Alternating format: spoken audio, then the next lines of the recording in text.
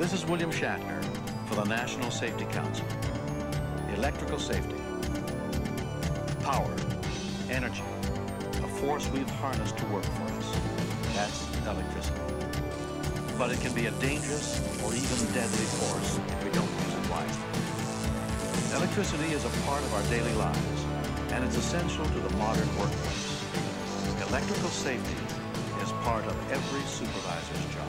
Protecting employees from electrical hazards means education. They must understand electricity's dangers and know how to use it safely. A basic explanation of electrical current and how it works should form the foundation of your training program. Everyone in the company uses electrical equipment.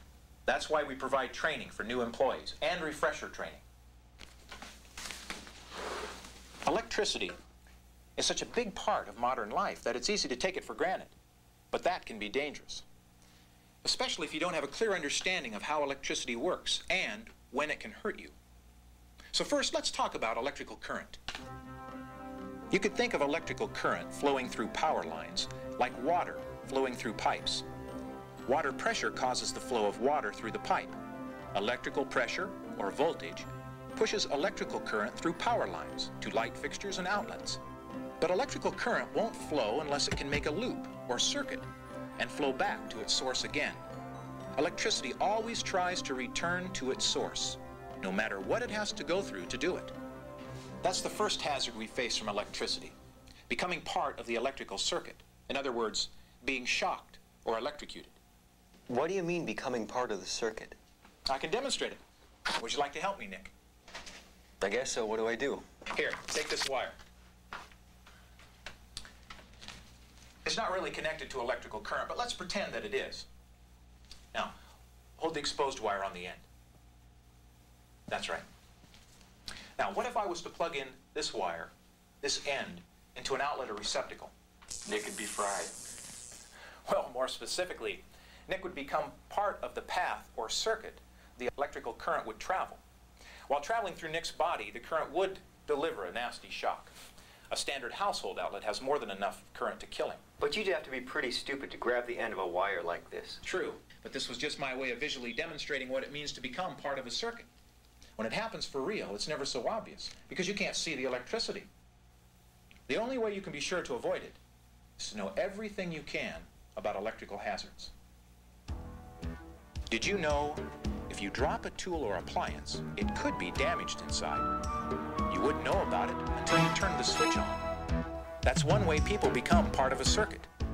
If you drop a tool or damage it in any way, have it checked before you use it. Using electric equipment in wet conditions is a very dangerous practice that can have the same result. But some people don't realize it. This worker understands electrical circuits. That's why he's using a ground fault circuit interrupter. Repairmen have to be careful about lockout whenever a machine needs repair. It's important to follow company procedures for lockout, tagout, the control of hazardous energy sources. If they don't lock out energy sources before working on the machine, someone might accidentally turn the power on. People do all kinds of dangerous things with electrical equipment, like removing the grounding prong from a plug. This prong is a safety feature to keep you from becoming part of the circuit. This prong should never be removed from plugs, at home or at work. Because they don't know any better, many people do dangerous things with electricity. Sometimes they become part of the electrical circuit and are injured. In the right circumstances, it doesn't take much electricity to kill someone. So I guess I've been using my vacuum cleaner at home in an unsafe way. Does it have a 3-pronged plug? Well, yeah, but I've been using a 2-prong extension cord, and sometimes I turn the switch on before I plug it in. I shouldn't be doing that either, huh? Right. That's just as dangerous at home as it is here. But here, company policy forbids the use of extension cords except by maintenance personnel. That's how dangerous we believe them to be. Because of shocks, and because extension cords are often involved in fires. They also cause slips, trips, and falls. Even though most extension cords are made with proper insulation, they can sometimes be overloaded and cause a fire or damage electrical tools.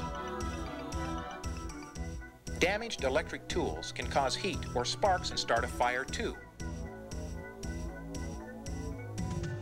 It's important to follow safety rules for tool use and maintenance, and to have tools checked out before using them. What are these for? We're going into the room next door, and you're going to see if you can see something that we've talked about in our electrical safety awareness meeting. I don't think I know enough to do that yet. Me neither. I just started working here 2 weeks ago. Well, I bet each one of you will find some things that aren't safe from the examples I've presented. We're just trying to get you used to our company's safety practices. We want you to follow the rules. Let's go. Training and regular review are vital parts of any electrical safety program. People are more likely to comply with electrical safety rules when they understand the hazards and are encouraged to report them.